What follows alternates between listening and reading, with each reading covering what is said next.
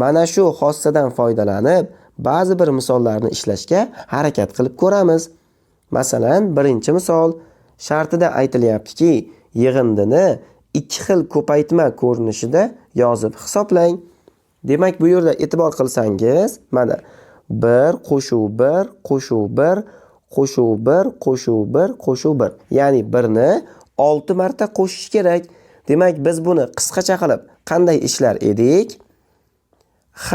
Necha marta yozilgan bo'lsa, uning soniga ko'paytirib olar edik. Demak, bu yerda 1 ni 6 ga ko'paytirib olsak, natija nimaga teng bo'ladi? 1 ni 6 marta qo'shib chiqqanimizda natija 6 ga teng bo'lgan edi. Endi bu yerda ko'paytuvchi 1 va 6 ning o'rnini almashtirsak ham natija o'zgarmaydi. Demak, biz buni hozir 6 ko'paytiruv 1 shaklida ham yozsak, baribir natija 6 chiqar ekan. Tushundingiz-a? Ya'ni yuqorida o'rgangan qoidamizni bu misolda ham qo'lladik. Endigi misolimiz 3.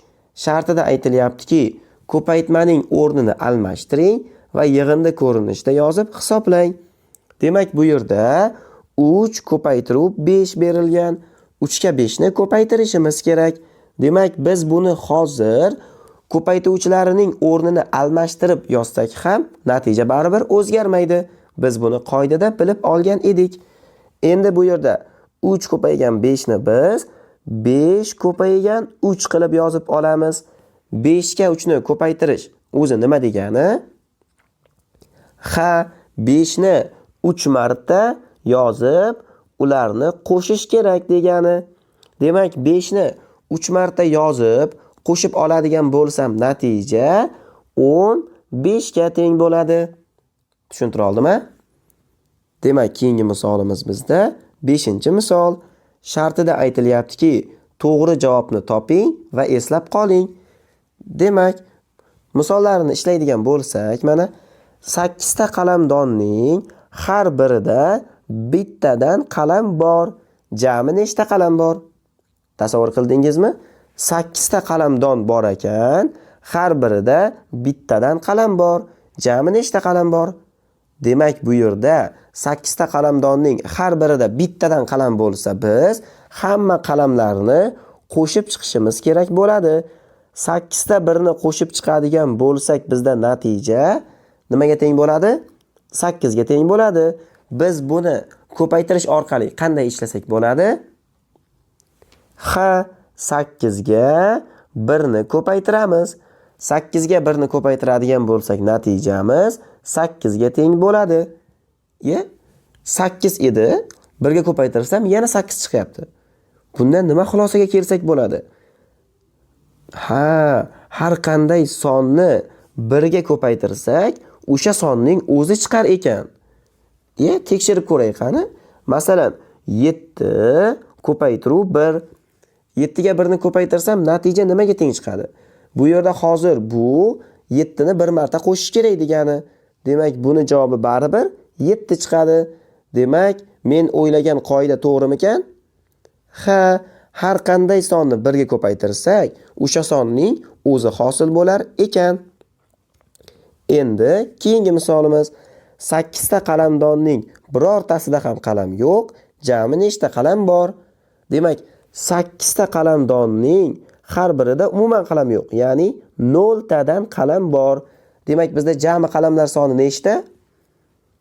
0 ta. Demak, bu misoldan qanday xulosaga kelsak bo'ladi? Har qanday sonni 0 ga ko'paytirsak, natija 0 ga teng bo'ladi. Yana bir tekshirib ko'raylik qani.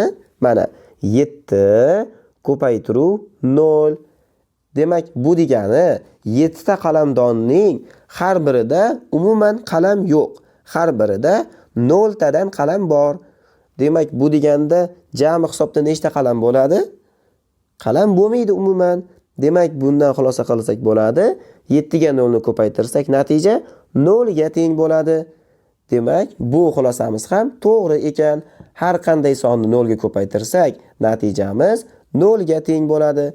Mana shu ma'lumotlarga ko'ra quyidagi testimizni ishlab ko'ramiz. Qarang, har qanday sonni 1 ga ko'paytirsak, nima bo'lar edi? 1 chiqadi. Yo'q, xato. 0 chiqadi. Xato. O'sha sonning o'zi chiqadi. Mana shu to'g'ri. Biz buni o'rganib oldik. Har qanday sonni 1 ga ko'paytirsak, o'sha sonning o'zi chiqadi degan qoidani hozirgina o'rgandik. Endi keyingi test. Har qanday sonni 0 ga ko'paytirsak, 1 chiqadi. Xato. 0 chiqadi. To'g'ri. Chunki har qanday sonni 0 ga ko'paytirganimizda natija 0 chiqishini hozirgina o'rganib oldik. Demak, buning javobi B bo'lar ekan. Endigi misolimiz 6. Shartida aytilyaptiki, hisoblang. Demak, bu yerda 2 ko'paytiruv 0. 2 ga 0 ni ko'paytirsak, javobi nimaga teng bo'ladi? Ha, 0 ga teng bo'ladi. Chunki har qanday sonni 0 ga ko'paytirsak, natija ham 0 ga teng bo'lar edi. Endi 7 ga ko'paytiramiz 1 ni. Natija nimaga teng bo'ladi? Biz 1 ga ko'paytirish bo'yicha hozirgina bitta qoida o'rgandik. 1 ga har qanday sonni ko'paytirsak, natijamiz o'sha sonning o'ziga teng bo'lar edi. Demak, 1 ga 7 ni ko'paytirishimiz, demak nima degani ekan? Ha, 7 ning o'zi degani ekan. Demak, javobimiz 7 ga teng bo'ladi. Shuning bilan bugungi darsimiz o'z nihoyasiga yetdi. Keyingi darslarimizda ko'rishguncha, xayr, salomat bo'ling.